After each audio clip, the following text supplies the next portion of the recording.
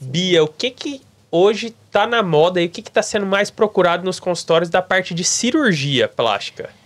Cirurgias plásticas de contorno corporal estão muito em altas, principalmente lipo com tecnologias. O que é isso? Porque a lipoaspiração, então, a gente tira a gordura com uma cânula, então a gente realmente trata esse excesso de gordura de regiões localizadas.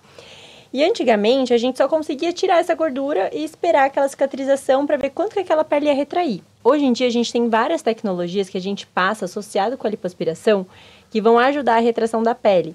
Então, muitas pacientes que ou iam ficar com uma flacidez pequena ou não queriam fazer uma abdominoplastia que tira o excesso de pele, elas acabavam ficando com a flacidez mesmo. Hoje em dia, a gente consegue tratar essa flacidez com essas tecnologias. Então, por exemplo, Renuvion, que está super em alta, Argoplasma, o Morpheus também, que a gente consegue associar.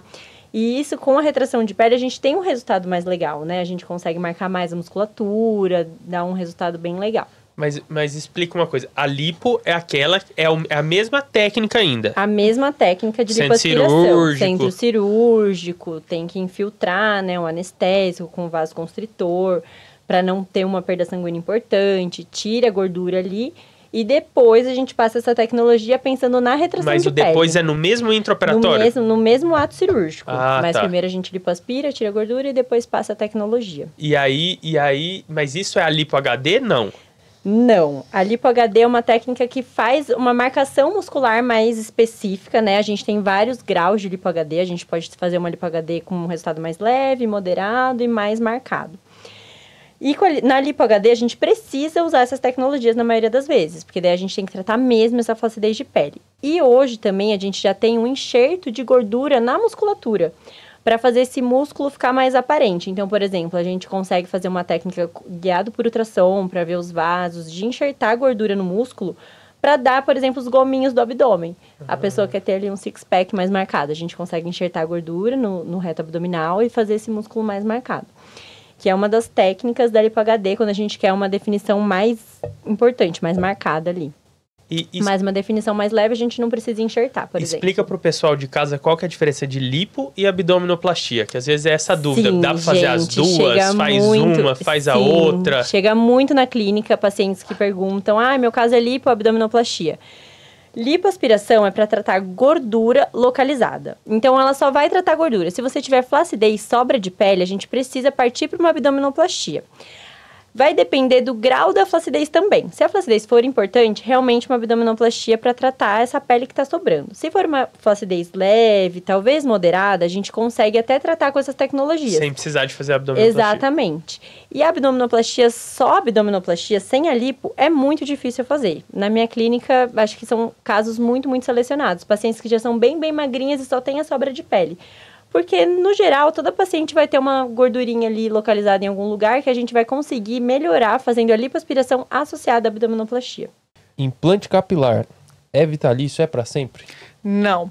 O implante capilar, eu falo, nada mais é do que uma redistribuição de fios na cabeça. Você tira de onde tem mais, que é aqui na região occipital, né, aqui na nuca, e põe onde tem menos. Mas se você não trata o que está aqui em cima, no final vai sobrar só os transplantados. Então, se você não trata aquele transplante, você vai ter que fazer um novo transplante dentro de 10, 15 anos, dependendo da sua genética, ou vai ficar só com os fios transplantados aqui. Então, transplante não é cura da calvície, isso é uma pergunta muito comum. Transplante não é cura da calvície. Calvície é uma doença chamada alopecia androgenética, que está relacionada com a genética e com a parte hormonal, e que precisa tratar independente se você faz um transplante ou não.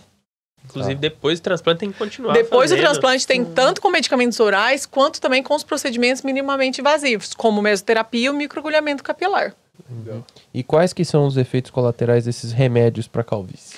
Então, os dois principais é o seguinte: o padrão ouro do tratamento da calvície se chama finasterida, que é o inibidor de 5-alfa-redutase. Então, quando a gente está falando da finasterida, a gente está fazendo um bloqueio de uma enzima que vai converter testo em dihidrotestosterona. Então, um dos efeitos colaterais que os artigos científicos mostram aí, que é menos de 10% dos pacientes, é diminuição da libido sexual. Outro efeito também pode ser alterar dosagens do espermograma, como volume e concentração do espermatozoide no espermograma. Então, um paciente... É reversível, né? Exatamente, é reversível. Mas o que eu faço? Eu sempre peço, antes do paciente começar a tomar finasterida, eu sempre peço testo total. Por quê? Se a testa do paciente já é no limite inferior, talvez aquele ali é um candidato a ter essa alteração, né? Esse efeito colateral. E eu peço um espermograma de base. Não porque é irreversível, não, mas para o paciente já saber se no futuro ele vai ter ou não problema para ter filhos. Sim. Então, eu sempre peço um espermograma quando não tem filhos e a testosterona total. Tirando isso, é um remédio muito tranquilo de utilizar. O minoxidil, que é aquele remédio que eu falei que é uma camuflagem, aumenta a cobertura capilar, o efeito colateral dele principal é engrossar pelos. Engrossa pelos da cabeça, mas ele não é tão seletivo, então ele pode engrossar pelos do corpo todo. Homem, eu não tenho muito problema, porque homem já tem barba, homem já tem geralmente pelos no braço, então não costumo ter problemas. Mulher já incomoda mais, porque mulheres têm esses pelinhos fininhos, essas penugens do rosto, às vezes o minoxidil dá uma engrossada, aí as mulheres reclamam, engrossa pelinho do braço, então perdeu, tipo, a depilação a laser dela, né? Então é um dos efeitos colaterais. E essa parte, assim, de você falar, o paciente chegar e falar assim, olha, eu quero colocar 600 ml de silicone, mas às vezes a pessoa não tem pele suficiente. Como que é abordar isso com o paciente? Você chega e fala, olha, 600 eu não vou colocar. Eu acho que tem que ser muito sincera.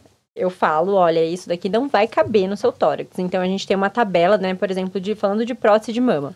A gente tem uma tabela com todas as medidas das próteses. As medidas de base, a medida de projeção, a medida do polo inferior. E aí, eu faço todas as medidas da paciente e eu sei o que vai caber e o que não vai caber.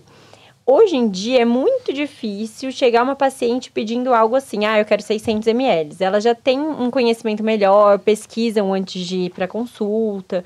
Então, elas já chegam sabendo, assim, que vai ter essa limitação do que cabe, né? Do que dá para fazer. E de como a gente vai alcançar aquele resultado. Porque, às vezes, o resultado que ela quer não é relacionado ao tamanho. É uma mama que já tá caída. Tem que fazer uma mastopexia e aí, sim, colocar uma prótese. Então, eu acho que é muito importante ser sincera e falar mesmo, olha, isso não dá para fazer. Para o paciente até sentir segurança, né? Se você, não tem como colocar uma prótese de 600 ml. Hoje em dia... Assim, no máximo que eu uso no meu dia a dia, assim, é 350, não passa disso. Antigamente que tinha era isso, 500. Aquelas americanas, 2 litros, né? Exatamente. E o que é a mastopexia que você falou? A mastopexia é a cirurgia para levantar as mamas. Então, que a gente retira o excesso de pele e reposiciona a mama, deixando ela no lugar, em pezinha. Pode ser com prótese ou sem prótese. Nossa. Se a paciente não tem volume, tem uma mama muito, muito pequena e caída, aí a prótese é legal porque dá um volume na mama. Se a paciente já tem um volume legal, a gente pode fazer a cirurgia sem prótese. Só reposicionar os tecidos da mama e deixar ela ali posicionada no lugar certo. Legal. E qual que é o melhor momento para fazer essa cirurgia? Não existe melhor momento, assim, com tantos anos, X anos. Existe melhor para paciente, para a vida da paciente. Então, às vezes, o paciente quer ter filho em breve. Eu falo, gente, espera. Nos próximos 2 anos, você pensa em ter filho? Então, vamos esperar. Não, eu quero ter filho, mas daqui 10 anos. Então, faz sua cirurgia, curte suas mamas e depois você pensa sobre maternidade. Ou então, paciente, já tive todos os meus filhos e agora quero cuidar de mim. É um momento ótimo também. Então, o que cabe na vida de cada paciente? Às vezes, o paciente tem um filho muito pequenininho, de meses. Vai ter alguém para te ajudar, para estar lá na sua casa, nesse pós-operatório? Ou não? Porque senão, exatamente, porque senão é um tiro no pé, né? A paciente fazer com um bebê pequeno, depois não conseguir carregar, não ter ninguém para ajudar. Então, vai depender do estilo de vida da paciente, como a gente vai encaixar essa cirurgia na vida dela. Que tem esse pós, né, gente? Que as pessoas não gostam de falar sobre isso, mas o pós-operatório é um pós-operatório. Exige cuidados, exige uma organização ali de toda uma rotina, né? Não pode dirigir por um tempo, então filho pequeno não pode carregar no colo. Então, precisa de uma organização. Mais ou menos, que é isso daí? De pós-operatório, o primeiro mês é mais delicado, aí vai depender de cada cirurgia. Mas, por exemplo, uma mastopexia, as primeiras 3 semanas vai ter uma restrição de movimento, de carregar peso, então tem que ter uma organização ali. Depois eu vou liberando aos poucos e, é claro, depende de cada pós-operatório. Se for tudo certo, a paciente tá cicatrizando super bem, tudo certinho, 3 semanas, tudo liso.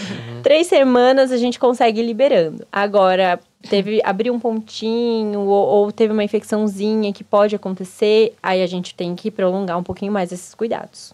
Ô, Bia, e como alinhar com o paciente a expectativa dele, porque eu acho que é uma das coisas assim que eu tinha receio de ir para alguma especialidade de estética é justamente você alinhar a expectativa. Acho que até a Fernanda pode falar também na parte da dermatologia, mas na cirurgia plástica, como que é isso assim de alinhar? O paciente fala, olha, doutor, eu quero ficar igual essa paciente aqui, ó. Então, essa questão de alinhar a expectativa é muito importante. Você mostrar para o paciente qual é o resultado que ele consegue alcançar no corpo que ele tem hoje, né? Porque às vezes os pacientes, né, vêm com uma ilusão, assim, um pensamento irreal do resultado que ele pode alcançar.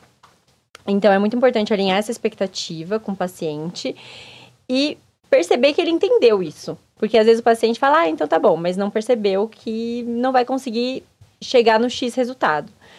Então, isso é muito importante. Eu gosto de trabalhar muito com fotos, com imagens da paciente, me mostrar como é o corpo que você imagina. Aí ela me mostra, olha, isso aqui não vai dar para chegar, porque você já tem uma flacidez importante, ou porque já foi mais cheinha e emagreceu muito, a qualidade de pele já não é tão boa. Então, é bem importante alinhar a expectativa do paciente. Eu acho que é a parte mais difícil do meu trabalho. Acho que foto é importante e outra coisa, depende muito, eu acho que no trabalho da plástica também, depende muito, por exemplo, da cicatrização do paciente, depende muito do estímulo, da produção endógena de colágeno da paciente. Sim. Claro que uma paciente de 80 anos não vai produzir o mesmo colágeno que uma pessoa de 30 anos, né? A produção endógena de colágeno é diferente em relação à cicatrização, em relação à sobra de pele, atividade, o estilo de vida do paciente, né? Focado aí tanto na parte aí de alimentação quanto na parte de atividade física. Sim. Eu faço a parte corporal, não cirúrgica, né? Nada de cirurgia plástica. Eu faço a parte corporal de estímulo de colágeno, né? Tecnologias, enfim. E aí também o resultado não depende só da gente, depende muito da paciente. Depende do tipo de pele, da genética da pele da paciente. Estilo de vida, alimentação, faz atividade física, não faz? Como tá essa musculatura? A parte corporal é complicada. A pele, mesmo que tenha uma aderência ali, não vai ser tão legal o resultado. Tá. Ô, Bia, e tem um limite, assim, do tipo, a mulher fala, eu quero chegar, o homem, enfim, quer fazer barba, cabelo, bigode, tudo, assim, já quer fazer rosto, mama, lipo, aproveitar perna. Anestesia, né? Aproveitar a anestesia. Gente, anestesia não é vitamina. Não é vitamina. Não dá pra ficar lá 12 horas. Mas não é o problema, é a anestesia, né? Exatamente, não dá pra ficar lá 12 horas numa cirurgia. É claro, às vezes a gente programa uma cirurgia para 6 horas e ela estende um pouquinho e não tem problema. A gente toma todos os cuidados para evitar complicação. A paciente fica com botinha pneumática, meia elástica. A gente movimenta a cabeça para não ficar com, aqui na região occipital, não ter uma lesão, né? Mas a gente tem que programar essa cirurgia para 6 horas, no máximo, tá? Passando disso, já fica arriscado, já aumenta o risco de complicação, não tem pra quê. Cansaço da equipe também. Cansaço da equipe, não tem pra quê, gente. Então, assim, programar uma cirurgia para até 6 horas.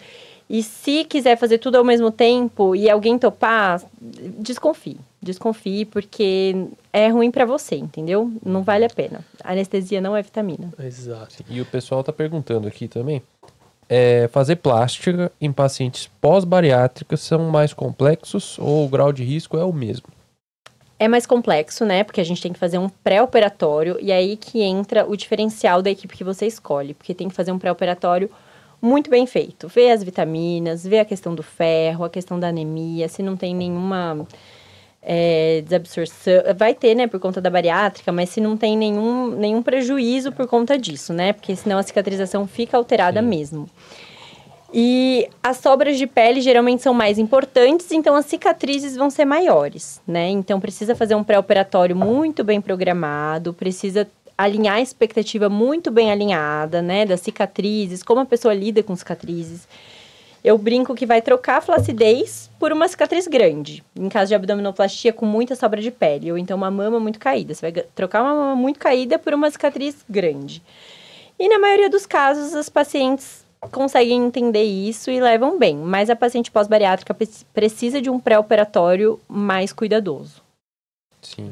E quanto tempo depois da bariátrica a pessoa já pode ir atrás para fazer a cirurgia? O mais importante é estabilizar o peso. tá? Tem que estar com peso estável durante 6 meses pra gente poder programar a cirurgia. Porque não adianta também fazer e depois perder mais 20, 30 quilos. Exatamente. Então, assim, chegou num peso legal que você vai conseguir manter, ficou estável por 6 meses, a gente faz todo o pré-operatório bem detalhado e aí programa a cirurgia. E tem também uma pergunta, a redução de mamas sem colocar o silicone, fica bom, doutora?